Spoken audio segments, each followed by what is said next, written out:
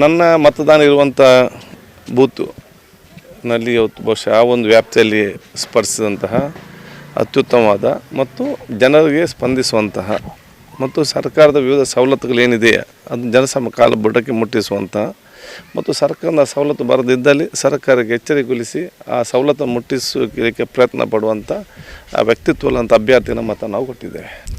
ಇವತ್ತು ಈ ಚುನಾವಣೆಯಲ್ಲಿ ಬಹುಶಃ ಚಿಹ್ನೆ ಇಲ್ಲದಿದ್ದರೂ ಕೂಡ ಜನಸಾಮಾನ್ಯ ಇವತ್ತು ರಾಜ್ಯ ಸರ್ಕಾರ ಮತ್ತು ಕೇಂದ್ರ ಸರ್ಕಾರದ ಜನಸಾಮಾನ್ಯ ಮಾಧ್ಯಮ ವರ್ಗದ ವಿರುದ್ಧವಾಗಿರುವ ಏನು ಆಡಳಿತ ಮತ್ತು ಇವರನ್ನೇನು ನಿರ್ಲಕ್ಷ್ಯ ವಹಿಸ್ತಾರ ಅದರ ವಿರುದ್ಧ ಮತವನ್ನು ಚಲಾಯಿಸ್ತಾರೆ.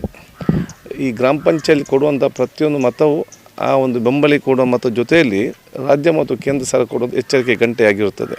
ಯಾಕೆಂತ ಹೇಳಿದರೆ ಒಂದು 5-10 ಸೆನ್ಸಲ್ಲಿ ಜೀವನ ಮಾಡುವ ಜನಸಾಮಾನ್ಯ ಏನೆಲ್ಲ ಬೇಕು, ಇಲ್ಲಿ ಒಂದು ಹಕ್ಕುಪತ್ರ ಕೊಡೋದು ವ್ಯವಸ್ಥೆ ಆಗಲಿಲ್ಲ, ಯಾರು ಇವತ್ತು ಮನೆ ಒಂದು ಕೂಡ ಸ್ಯಾಂಕ್ಷನ್ ಮಾಡಲಿಲ್ಲ, ಯಾರು ಮನೆ ಕಟ್ಟಿದ್ದಾರೆ ಅವ್ರಿಗೆ ದುಡ್ಡನ್ನು ಕೂಡ ಬಿಡುಗಡೆ ಮಾಡಿ ಸತಾಯಿಸ್ತಿದ್ದಾರೆ, ಒಂದೇ ಒಂದು ಪೆನ್ಷನ್ ಇವತ್ತು ಬರ್ತಾಯಿಲ್ಲ, ಸಂಧ್ಯಾ ಸುರಕ್ಷೆ ಇಲ್ಲ, ನಮ್ಮ ಗ್ಯಾಸ್ 400 ರೂಪಾಯಿದನ್ನು 1000 ರೂಪಾಯಿ ಮಾಡಿ ಸಬ್ಸಿಡಿ ರದ್ದುಪಡಿಸಿದ್ದಾರೆ. ಅದರ ಜೊತೆಯಲ್ಲಿ BPL ಕಾರ್ಡ್ ಅರ್ಜಿಯೇ ಇವತ್ತು ಬಂದ್ ಮಾಡಿ ಇವತ್ತು ಬಿಟ್ಟಿದ್ದಾರೆ. 7 kg ಇದ್ದಂಥ KGಯನ್ನು 5 kg ಮಾಡಿದ್ದಾರೆ. ಅಂತ್ಯ ಸಂಸ್ಕಾರ ಕೊಡಬೇಕಂತ ಏನು 5,000 ಇದೆ, ಯಾರ ತೀರಿ ಹೋದರೆ ಇನ್ನೊಬ್ಬನ ಕೈ ಬೇಡಬಾರ್ದು, ಅವರಾಗಿ ಅದು ಅಂತ್ಯ ಸಂಸ್ಕಾರ ಮಾಡಬೇಕಾದಿದೆ, ಆ ದುಡ್ಡನ್ನು ಇವತ್ತು ಕೊಡ್ತಾಯಿಲ್ಲ.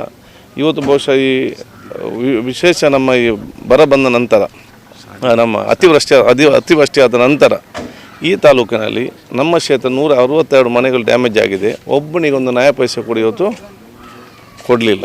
ಸೊ ಜನ ಮತ್ತು ಜನಸಾಮಾನ್ಯರು ಇದನ್ನೆಲ್ಲ ಆಲೋಚನೆ ಮಾಡಿ ಭಾವನಾತ್ಮಕವಾದ ಯಾವುದೇ ವಿಲಾಸ ಒಳಪಡದೆ ಉತ್ತಮವಾದ ಒಂದು ತೀರ್ಮಾನ ಕೊಡ್ತಾರೆ ಎಂಬ ವಿಶ್ವಾಸ ನನಗೆ ಇದೆ.